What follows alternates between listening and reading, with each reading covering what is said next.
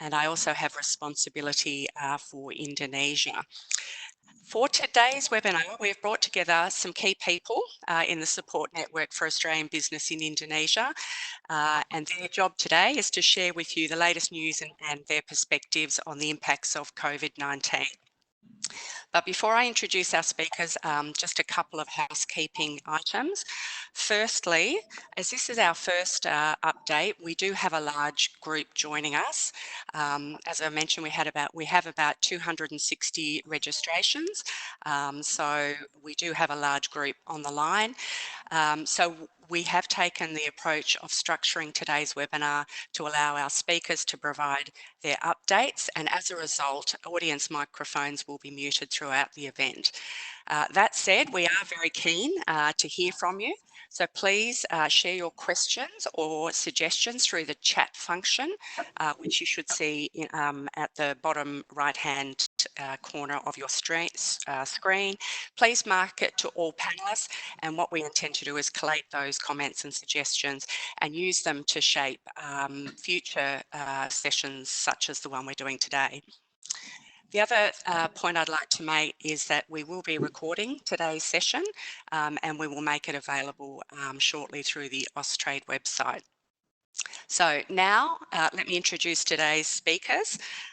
Today I am joined by Gary Quinlan, Australia's Ambassador to Indonesia, joined by Peter Fanning, representing the Indonesia-Australia Business Council, Kanan Tangaraj, representing Osmincham, the Mining Infrastructure Resources and Energy Chamber, Alison Duncan from the Embassy's Trade and Economic Team in Jakarta, who I think we're hopefully still on the line, and I will share an update from Austrade towards the end. So without any further ado, I would like to invite Gary Quinlan to share with you his assessment and update. Ambassador, over to you. Okay, thanks very much, Sally. And it's good to be engaged in an outreach like this. This is going to be the first of a series, we hope. This is a sort of an overview, a macro presentation, if you will, on a few things, but in future, we can look at it in response to what your interests are, what you want to hear about in different sectors or industries, businesses, and we'll be able to tailor it accordingly, I think. Look, very briefly, I mean, people are following the news, you guys are, because you're interested in Indonesia, which is why you're engaged today. You know that COVID-19 is across all 34 of Indonesia's provinces. The epicenter remains Jakarta. The confirmed figures are, it is thought, probably less than the real figures across the archipelago. And there are various analyses from institutions, even in Indonesia itself, about the degree to which that might be the case, but we simply don't know. But even on the confirmed figures, Indonesia does have the highest rate of death toll and so on, not only in Southeast Asia, but in Asia outside China now. Issues persist with testing. All governments have been facing this conundrum about how you do get effective testing done, and the outreach, the spread of the testing you can do, and then a really effective system for contact tracing. These are still issues in Indonesia, given the size of the country and the fact that it is a slightly less sophisticated medical system than some other countries in the region. So those issues are still out there and being contended with. In terms of the trajectory, who knows?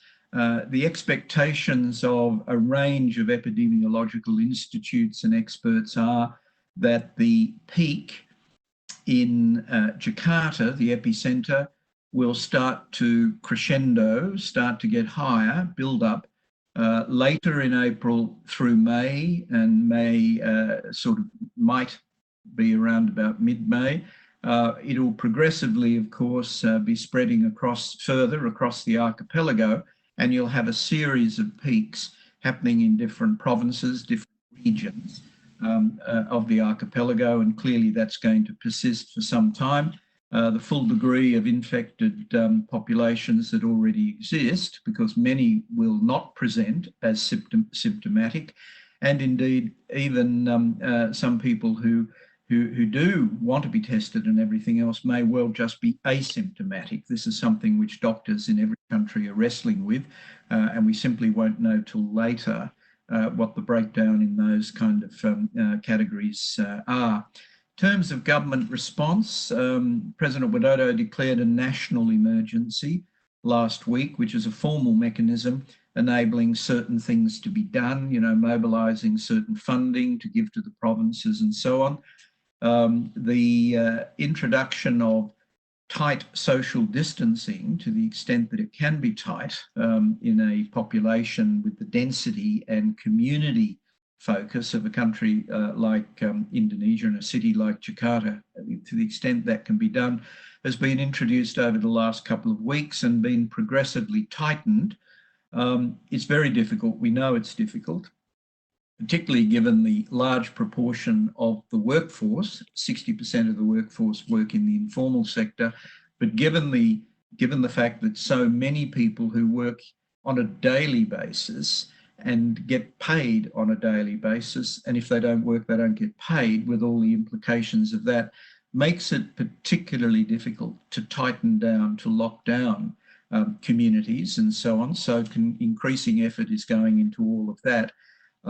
The provinces themselves, local regions, have been more empowered by Jakarta to introduce local tightening up, and that's being progressively done through various provinces across the archipelago, but it is not consistent and it is not universal yet across the archipelago. A number of local communities, villages, towns, and parts of cities are taking things into their own hands in the sense of introducing local restrictions on a community basis. And that's another factor in the way in which the restrictions are being implemented. The introduction of these restrictions, certainly in Jakarta, may slow the spread of the virus down a little bit. It won't contain it. It can't be contained. So, but it may slow them down a bit. So there's still some uncertainty about precisely when it will all peak. In terms of the government's approach overall, it really is faced with an incredible conundrum, given the fact that so many individuals in Indonesia work in the informal economy and have no money. So what do you do to prevent these people getting into a desperate economic and social situation? So there's been a big focus, and Alison Duncan will talk about this, the stimulus packages, which increasingly include a social protection element, but it is a big conundrum for a government in trying to avoid, trying to provide something, the wherewithal for people to exist, at the same time as not fomenting any kind of social instability. So that's something of a conundrum, obviously, for government in trying to balance out those competing imperatives. In respect of Australia and Australia's response in all of this, I mean, people, before I say that, I mean, the question of how many people are infected and how many might die is still something we won't know about until it happens, of course. But as I say, there are the confirmed figures, but there are estimates starting to come out, including from groups like the University of Indonesia, which, looking over the next few months, so the projected timeline for infections across the archipelago, are estimating that at a low end of a mortality assessment, death assessment, you know, you could have 120,000 people who might die. This is University of Indonesia, or it could be a bit higher. We simply don't know. All we know is that it's serious. It's very risky as an environment to work in and do business in, but the Indonesian government is increasingly wrestling with every aspect of what it can do to respond to this. So let's see what happens. In terms of Australia's response, we've made clear all along, from the beginning that we would help as Indonesia sees the need for help, and we would do our best. We have a very big development cooperation program in Indonesia, sort of roughly 300 million a year. That is big. And that program has been more or less almost totally reoriented, repivoted, as we say, to do work in relation to the COVID-19 response. So working in the health sector to build capacity, and how do you analyse what's progressing with an academic, that kind of expertise. Working with BNPB, the National Disaster Agency, which is the coordinator of the response, and was made the coordinator across the Indonesian system about, 4 weeks ago now, I think.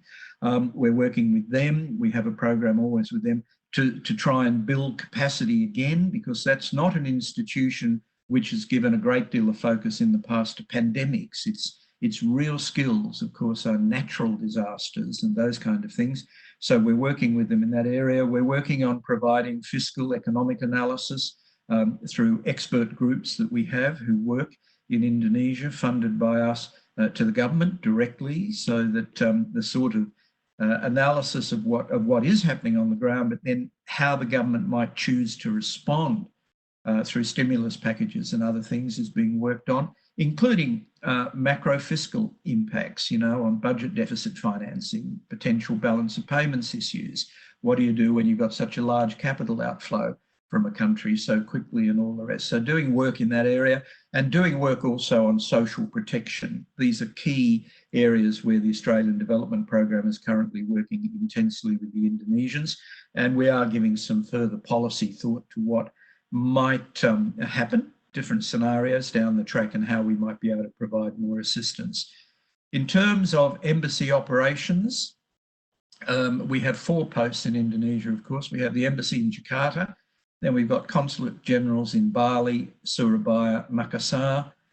All of these continue to function. We have a strong presence is maintained across the archipelago. Obviously, over a period of weeks, we drew down some staff in order to reduce the huge numbers we had, because we're by far the biggest sort of embassies and posts that Australia has anywhere in any country overseas. So we drew down a lot of families, dependents, people who were classified as in the most vulnerable health category.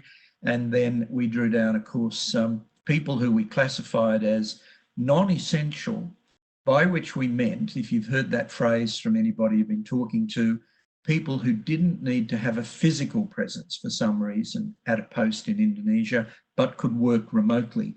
So we still have most of the people who we withdrew or relocated because they were not essential in the posts, and therefore you could reduce your number of staff, so you had a reduced risk of transmission between our own staff, which would have made life pretty difficult to continue operations. They're still, most of those are still working on Indonesia. And working remotely, as we all know, has changed entirely. This experience has changed our work patterns and shown, frankly, that it can be done, and can be done very, very effectively, as we're doing today in this kind of engagement. I myself, unexpectedly, was directed by the government. It was not my choice. I was directed by the government to temporarily relocate to Australia. This was a week ago. I'm currently operating in a hotel quarantine in Sydney until next weekend, when I proceed to Canberra. I'm still engaged in running the operations of the embassy every day intensely, including our daily crisis meetings for the embassy and all the posts.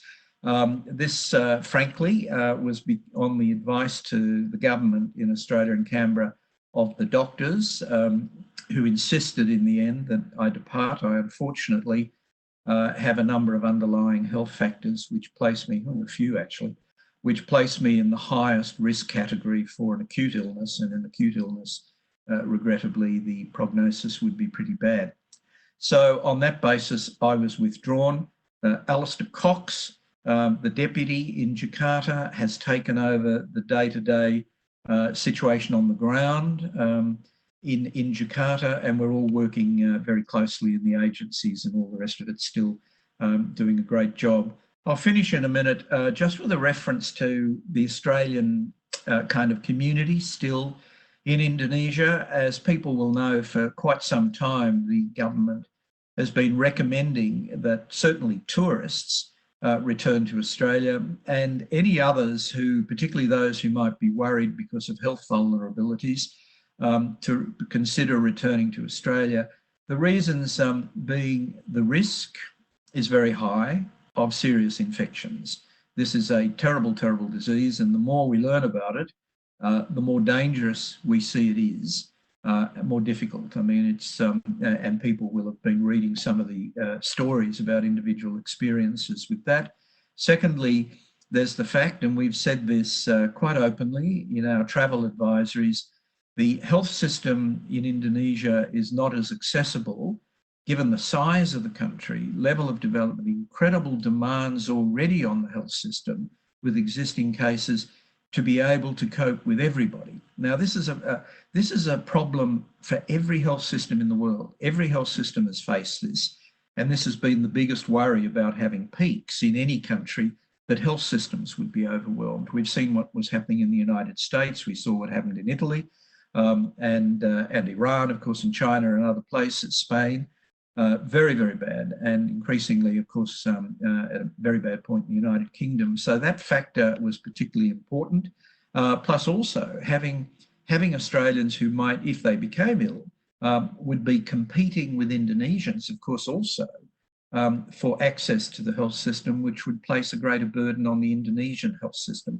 So we have encouraged people to leave, and vast numbers have, in fact, done so. We don't know how many tourists or short-term visitors there still are.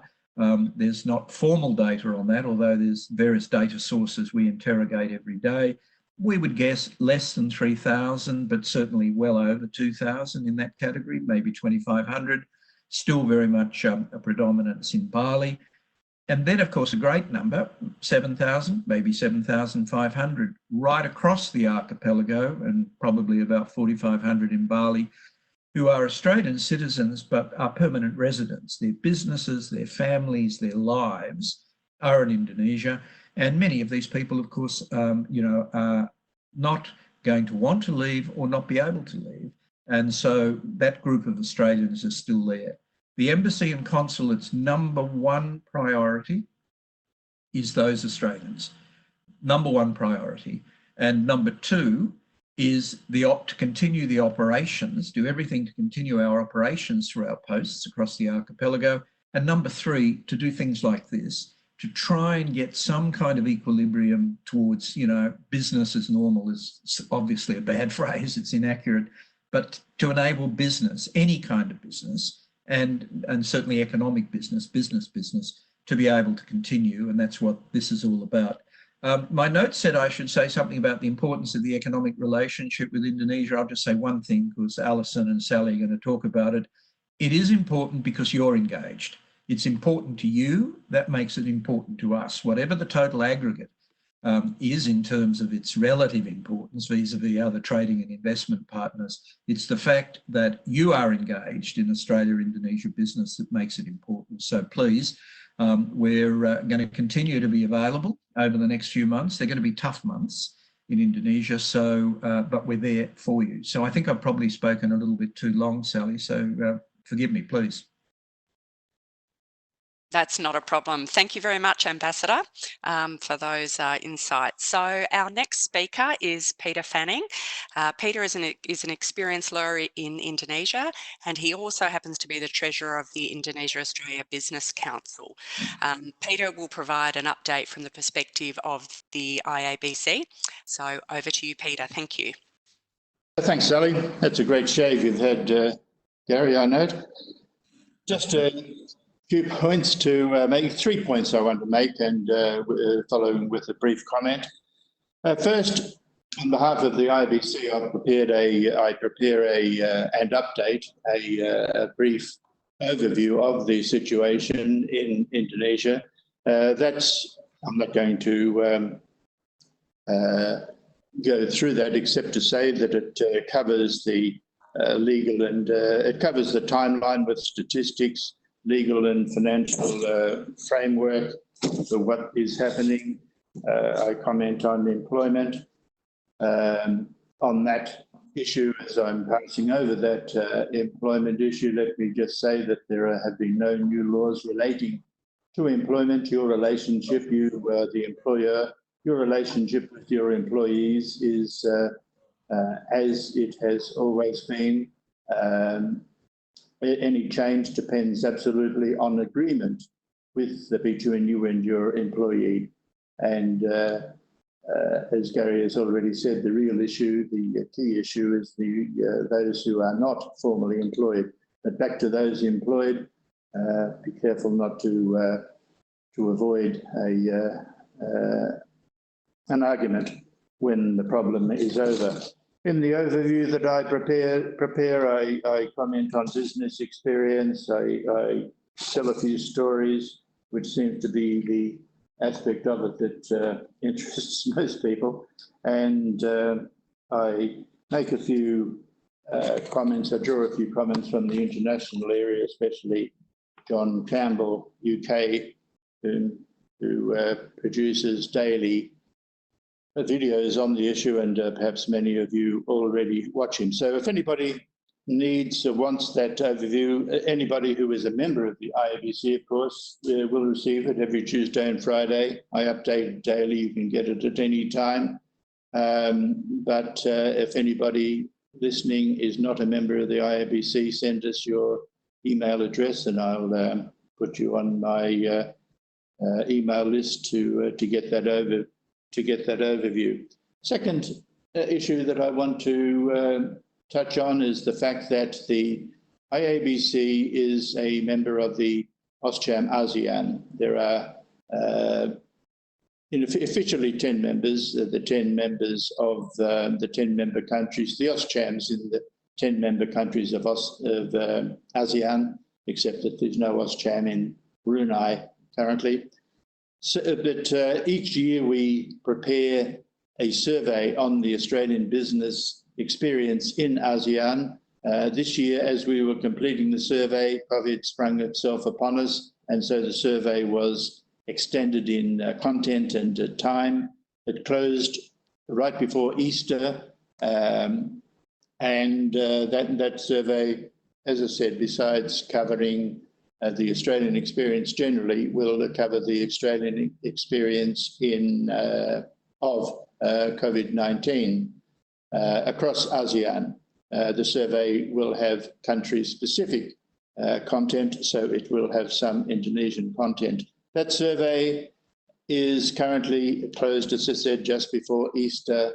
It is currently being assessed. It will be available by the end of this month, April. No doubt some comment may be overdue by the time, out of date by the time it is, somewhat out of date by the time the survey is published, but the overall directions will be evident, I think. The survey is very, very simple. The COVID-19 aspect of the survey is very simple, just 7 questions, one relating to the country of origin, the country from which the respondent is responding, the business.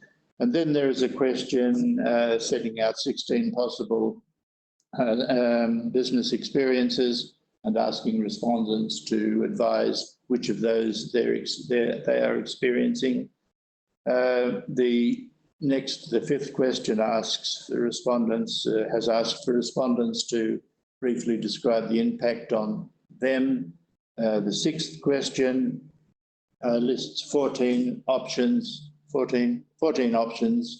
and asks respondents to indicate which 3 of those are having the greatest impact on their business. 7th question asks about the possible evacuation of staff. That survey, as I say, will be available at the end of April, and hopefully will be of use to you. I've lost track of time, but I think I've still got a few minutes, Sally, a couple of minutes. Sally's nodding at me, thank you. The third point I want to make is that the IABC participates, as you're very probably aware, in the International Business Chamber, which is an informal grouping of the foreign business chambers operating in Jakarta and therefore in Indonesia. I've been involved in the IABC, in the International Business Chamber on behalf of the IABC since its inception and chaired monthly meetings of representatives for the past 17 years. So point of that is that I just want to make a brief comment reflecting the feedback I'm getting from those representatives. About 10 will meet or do meet or have been meeting over breakfast monthly. So I'm in continual contact with them. The experience of those representatives is that I guess about half of them have left the country at the moment, all of them temporarily, all will be back there. And why they have left, I think Gary has adequately commented on. The longer termers will stay, and those with different commitments will temporarily relocate, but all are coming back. The business experience of those, as is the business experience across the Australian business sector, depends obviously on the particular business involved. Those involved in consulting show a wide range of experience from totally out of work to totally busy. The totally busy, not myself, but the totally busy tend to be legal and financial. Unfortunately, but my business is drying up. But as I say, there are consultants whose business has totally dried up. And then for the rest of activity, be it transport, manufacturing, airline, hospitality, I think the experiences, I don't need to elaborate at this time, they speak for themselves. The final comment that I will make is simply on living here in Jakarta, simply because this is what people seem to be mostly interested in, and this is the question I get asked mostly, what is it like?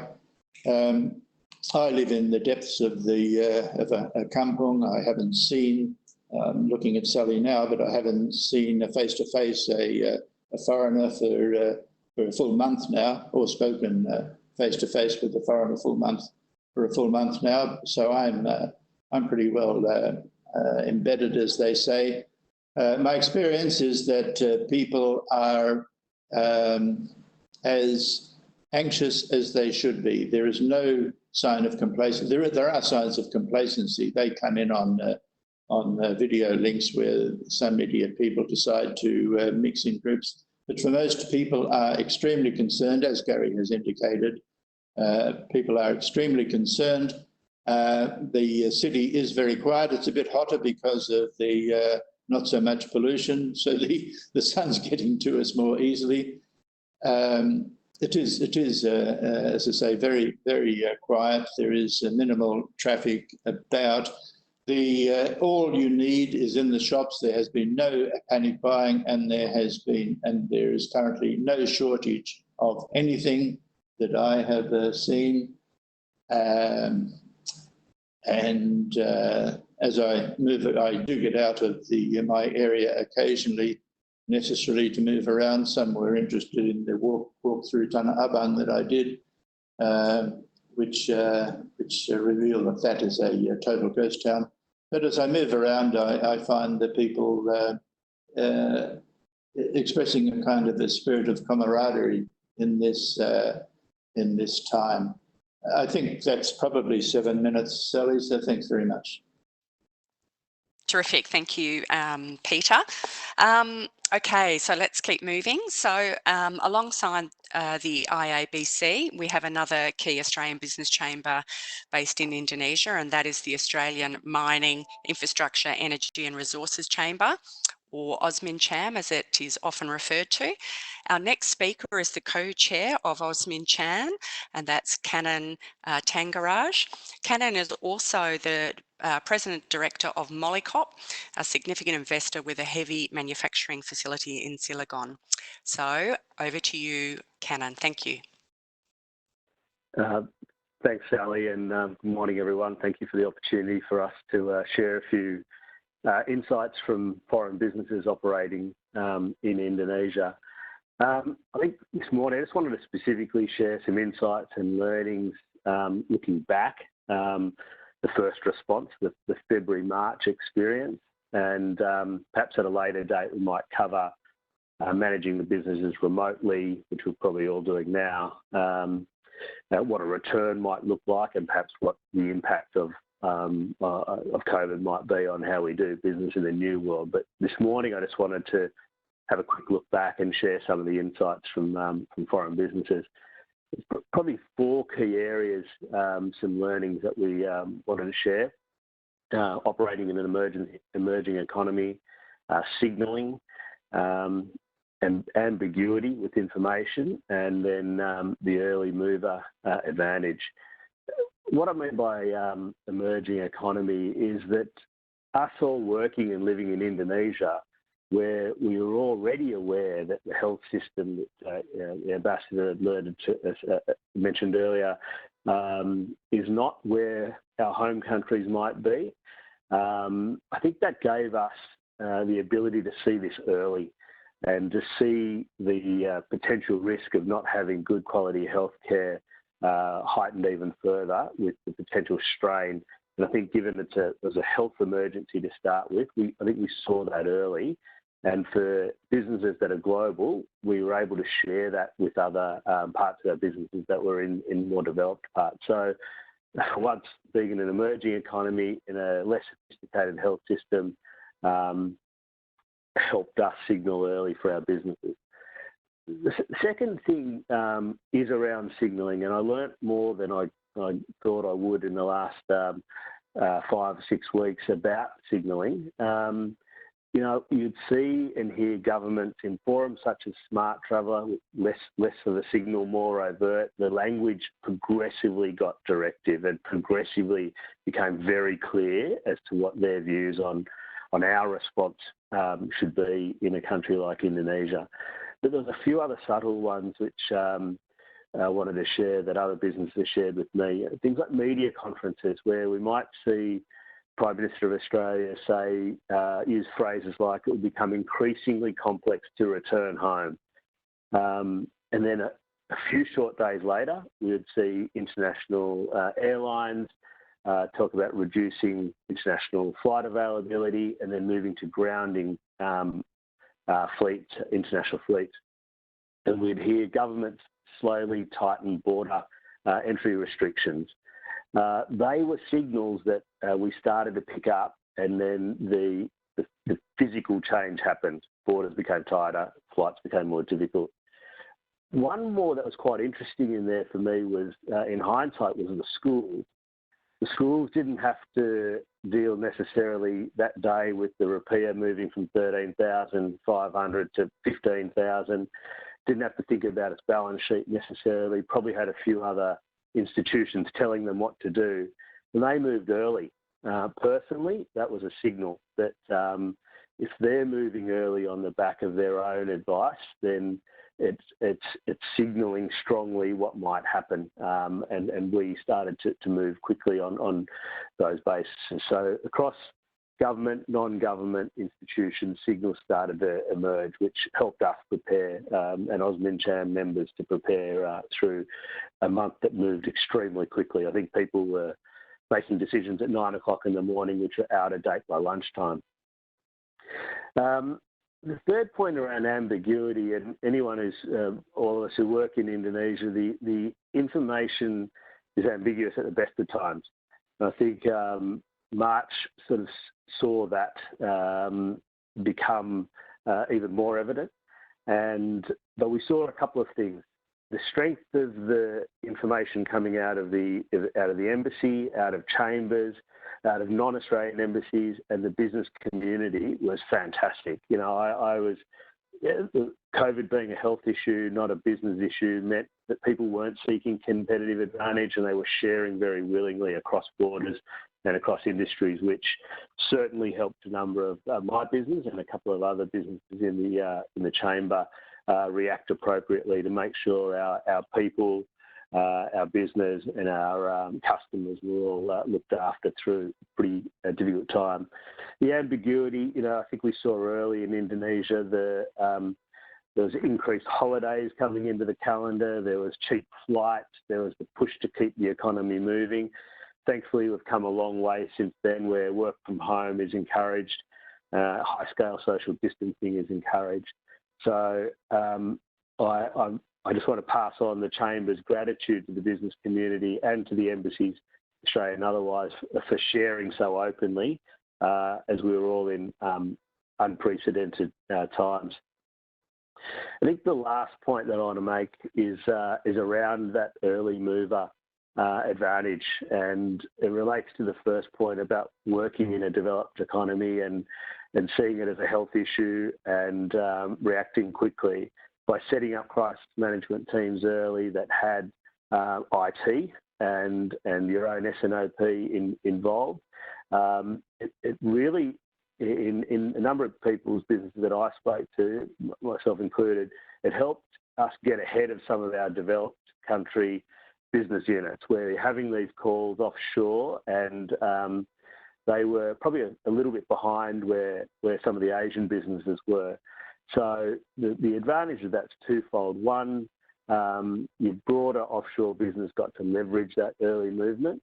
And secondly, as a number of people's businesses had leadership members physically leave the country, like I did, I had a team that had 4 or 5 weeks of experience of working in a crisis management mode, had a rubric to follow, and had well outlined and logical escalation processes around control. So a number of businesses, including ours, are seeing the advantage of that. In my daily calls with the business, there is a calmness there, and reflecting on Peter and the Ambassador's comments, the response in Indonesia has been very pleasing in pockets, and I know my guys feel pretty good about where we are now. However, anecdotally, they are getting closer to it. People's homes, you're hearing more about disinfecting in kampungs, or the community leaders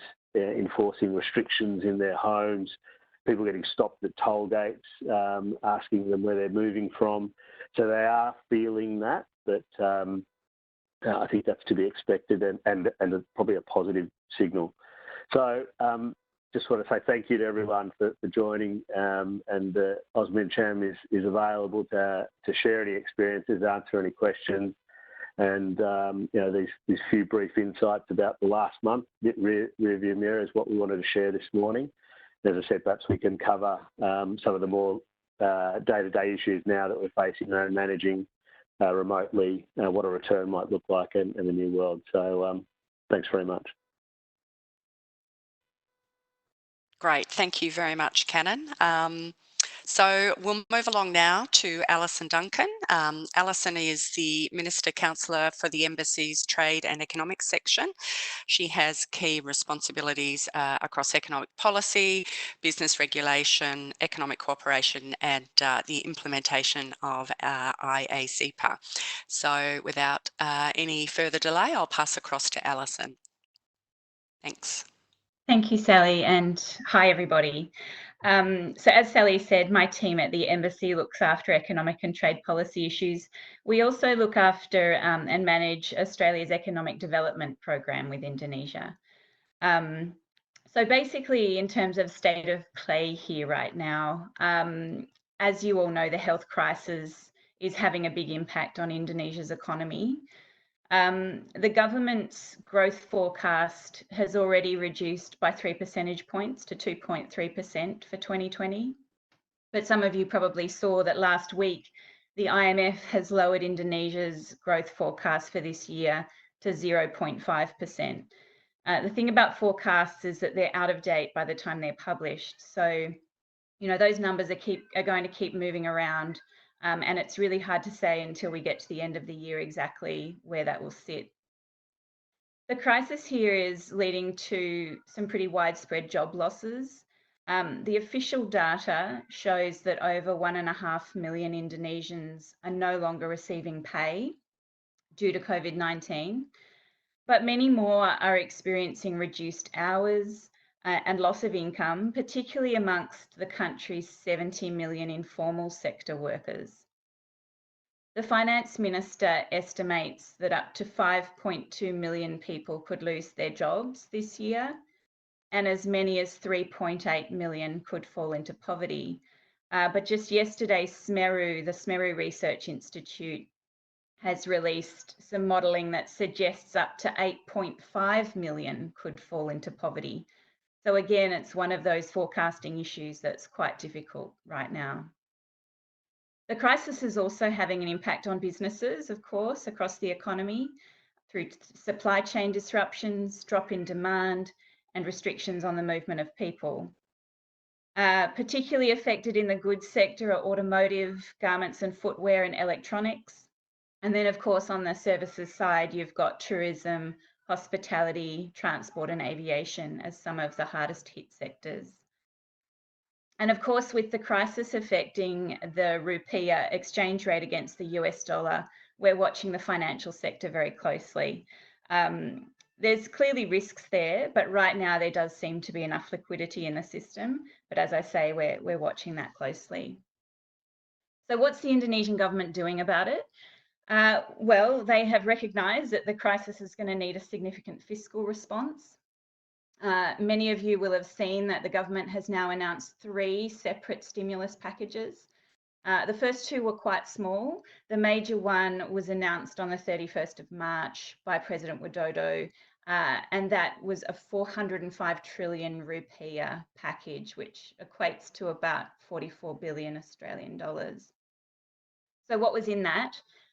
Well, 75 trillion or about 7.5 billion Australian dollars for health services, 110 trillion or 11 billion Australian dollars for social protection, 70 trillion or 7 billion Australian on tax incentives and credit, and finally 150 trillion or 15 billion Australian dollars for economic recovery programs. In addition to cash payments, the social protection element of this package includes a large new subsidised training program called the Kartu Prakerja program. And the idea of this program is to provide skills training for 5.6 million workers from the informal sector, from micro, small and medium enterprises, and the tourism, transport, construction and hospitality sectors. And because face-to-face training is going to be pretty difficult right now, there's a big opportunity here for online training providers. In terms of the 150 trillion that's earmarked for the economic recovery program, the idea of that is that it's going to be used to help restart businesses once Indonesia enters the recovery phase. The government's still developing the details for that at the moment, but we expect it to include credit restructuring and business financing. So where's the money coming from to fund all of this? Well, the government's taking a pretty prudent approach to financing the packages. Rather than just going out and finding another 405 trillion rupiah from the money tree, they are doing a major reprioritisation of their existing budget. So they're taking money out of other programs to spend on these stimulus packages. But one of their big problems is that because tax receipts are much lower as a result of the crisis, and also the stimulus package contains some tax measures as well, the revised budget figures show a 21.1% decline in revenue forecasts from the original 2020 budget. So that's pretty tough. And that means that Indonesia has had to temporarily remove its 3% budget deficit ceiling. So that was a regulatory cap on the amount of deficit that the Indonesian government could fund, and they've now taken that off for 3 years as a means of being able to obtain the funding they need to spend on stimulus packages. So the revised 2020 budget involves a deficit of 5.07%. Now, I think it's quite possible that further stimulus spending will be required, given the scale of the unfolding economic impacts of this crisis. So that could, of course, push the deficit out further. In addition to its existing resources, the government plans to use regular securities issuances and borrowing from multilateral partners to finance the budget deficit. Some of you will have seen that there was a recent global bond issuance, and that saw good demand. And the government has also announced $7 billion in loans from the World Bank, ADB, and the Asian Infrastructure Investment Bank. And as mentioned by the ambassador, the president has also declared a non-natural national disaster in Indonesia. And that gives the central government clearer authority to manage the crisis and easier access to funds to support the response. For those of you for whom this might raise questions about force majeure clauses in contracts, we'd suggest that you speak to your lawyer about whether that has any relevance to you. We've received a few inquiries from business about social distancing and what that's going to mean over here. So as you'd be aware, in Indonesia, there is no national level social distancing requirement. So what they do have is something called large scale social restrictions, or PSBB. And how they are implemented is that regions have to request approval from the central government to implement their own measures. I understand that some parts of the countries have also taken informal measures, and so that has led to differences around the country in how social distancing measures are being implemented. So as the health crisis is getting worse, a number of regional governments are seeking to impose these PSBB measures. And as of last week, there were at least 11 regions that had implemented measures, including Jakarta and Bogor. As of last Friday, Bandung had also applied to the central government, but no decision had been made. And we understand from over the weekend that Surabaya and some of its surrounding areas in Central Java are also looking to apply PSBB restrictions. In Jakarta, those restrictions came into force on the 10th of April. And while those measures in Jakarta impose a number of restrictions, including requiring office workers to work from home and limiting public gatherings, limiting use of public transport, the rules also provide exemptions for a range of businesses.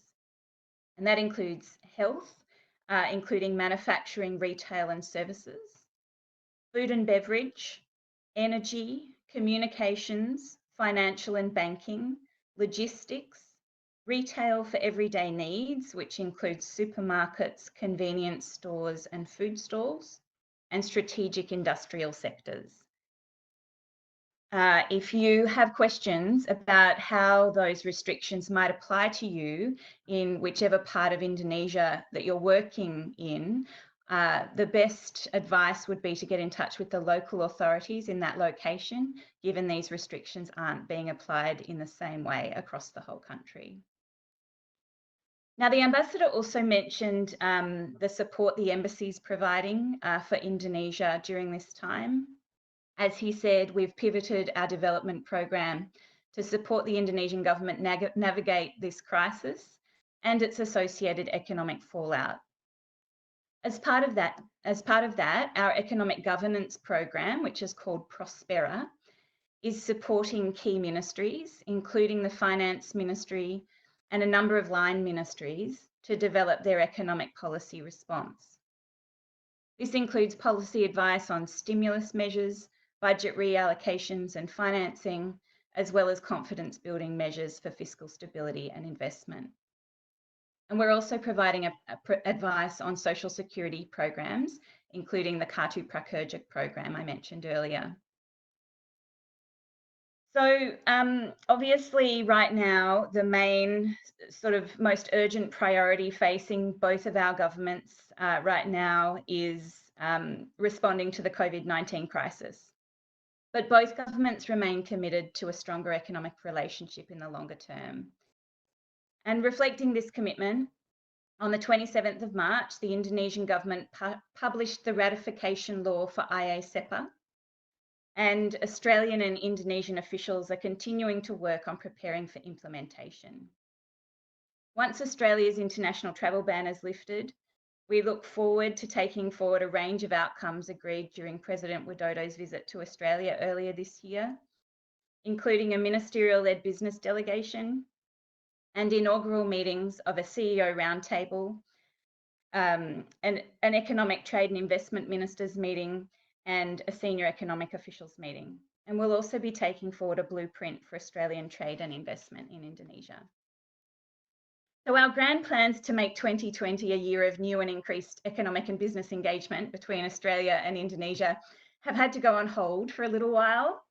But rest assured that all of our energies will be devoted to getting things up and running once we get through this period. As always, we're keen to stay in touch with you, to hear about your plans and any challenges you're facing. While a number of my team have returned to Australia, just for now, I'm still here in Jakarta, and we're all still working on Indonesia issues. So please don't hesitate to get into contact with your usual contacts in my team. We'd love to hear from you. Thanks. Back to you, Sally. Great, thank you, Alison. So the last speaker is myself, and I wanted to just perhaps share a few insights for some of the core business trends that the Austrade team in Indonesia is seeing.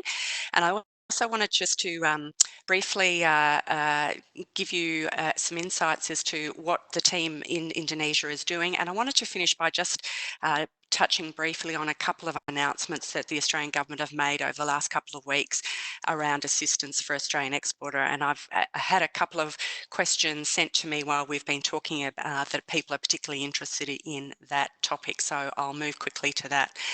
Just a reminder that if you do have comments or questions, that you can include them in the chat function, because we're keen to hear from you so that we can shape further sessions like this. So very quickly, in terms of corporate business trends that we are seeing, in the food and ag sector, we're seeing that demand for basic food remains strong, and our observation is that currently supply chains are mostly responding, and that there are, and that's evidenced by the fact we're not seeing widespread reports of significant shortages or panic buying in supermarkets, as Peter, who's actually on the ground, mentioned. That said, there are some specific fresh produce, including onions, that have become relatively scarce on local supermarket shelves, and that prompted recently the Ministry for Trade to allow onion and garlic imports without import licenses. In contrast, however, a number of other agricultural products that are in relatively short supply still require import licensing requirements, and the Ministry of Trade is still to issue import permits for some of those products. Some retailers have been telling us that they are trimming their product ranges to focus on the basics, and that some major food and beverage importers have said that they are not accepting applications for new products, preferring instead to focus on restocking and stocking daily necessities. We are also hearing that as flight options reduce, the number of air freight imports, so those coming in by air freight to Indonesia, is declining rapidly, and there is a slight increasing trend in orders either being held back or cancelled. Alison's already mentioned that like many markets around the world, we are seeing the retail and tourism sectors being particularly hard hit in Indonesia. The large-scale social distancing requirements have resulted in most cinemas, shopping centres, restaurants, etc., entertainment zones closing, although restaurants are still able to provide home service delivery or take-out food. Digital technology is an area that's that we've seen a bit of surge and in demand. Within Indonesia, the telehealth firms are reporting increases in usage, and that trend looks set to continue, particularly with the Indonesian government's COVID task force urging the use of telehealth platforms to help deliver information and health services to Indonesia, and in doing so, easing the strain on the Indonesian health system. Here we are hearing that internet service providers are strained, but appearing to cope with the significant increase in demand from having students and workers working from home. Some of you may have heard that Telecom Telstra, a joint venture between Indonesia's Telecom and Australia's Telstra, recently offered 6 months free service to workers working from home who are leveraging and using the Microsoft network and the Microsoft Teams application for video conferencing. In terms of investment, recently the Minister for Maritime Affairs and Investment Coordination, Luhut Panjaitan, was reported as saying that while the COVID crisis would likely result in some delays to some projects, no investors had pulled out of any infrastructure projects to date. Indeed, he was quoted as saying that investors were asking about the continuity of their investment, and I don't know if anyone picked up that he did mention that he'd recently spoken to Andrew Forrest about his planned investment in a hydropower project in North Kalimantan. This sentiment is similar for Indonesian investors in Australia, with many of them who are engaged with Austrade telling us that whilst the COVID-19 has hindered their investment progress, it has not stopped their interest. So the sorts of concerns that are being reported to us are delays in site visits and travel restrictions. Very quickly, I wanted to just cover a couple of, I'm going to jump, given the time, straight to a couple of recent announcements from the Australian government that are relevant for Australian exporters in particular. On the 1st of April, the Australian government announced a 110 million international freight assistance mechanism, or IFAM, and that announcement was to help restore critical global supply chains for premium Australian agricultural and seafood products, which have been heavily impacted by containment measures implemented across markets, including sharp reductions in air freight capacity. Under the IFAM, planes will depart 4 Australian locations, those being Sydney, Melbourne, Brisbane and Perth, and will deliver seafood and agricultural products to 5 markets initially, those being China, Japan, Hong Kong, Singapore and the UAE. On return, those flights will bring back medical supplies and equipment to help Australia's response to COVID. Austrade's leading that work, and if people are interested in further information, it can be found on the Austrade website. Another announcement that occurred last week was that the government is injecting an additional 49.8 million into the Export Market Development Grants program for the 2019-20 financial year. What that means is that businesses that have that are within the EMDG scheme and have lodged an application and they've spent their own money growing, advertising and marketing their exports and services will be able to get additional reimbursement. Up to 50% of their marketing costs are reimbursed, and 100% of their entitlement will be delivered quickly under this additional funding. There is also there is an additional benefit that in the 2021 financial year, businesses will also be able to claim expenses for events that have either been cancelled or postponed due to circumstances beyond their control. Finally, and I'm very quickly running out of time, the government announced the establishment through Export Finance Australia of a 500 million COVID-19 export capital facility, and that program is designed to assist established and previously profitable exporters who, due to COVID-19, are unable to gain finance from commercial sources. For those of you that are interested in information on that facility, it was only announced last week, and further information can be found through the Export Finance Australia website. So, Given that we are right on 12 o'clock in Jakarta and 3 o'clock in Australia, we are due to conclude. I wanted to finish by just suggesting a few key takeaways, hopefully that you'll take away from today's session. And that is that whilst many of us are working differently, and with many of us working from home or in Australia, we remain just as committed to supporting the business community as always. So please stay in touch with your usual contacts, as Alison said. We do maintain contacts with Indonesian regulators and businesses in Indonesia, and long-term agendas like the IAC implementation are continuing. There are a range of supports available, and you can find information about those on either the DFAT website or the Austrade website, or through your local chambers.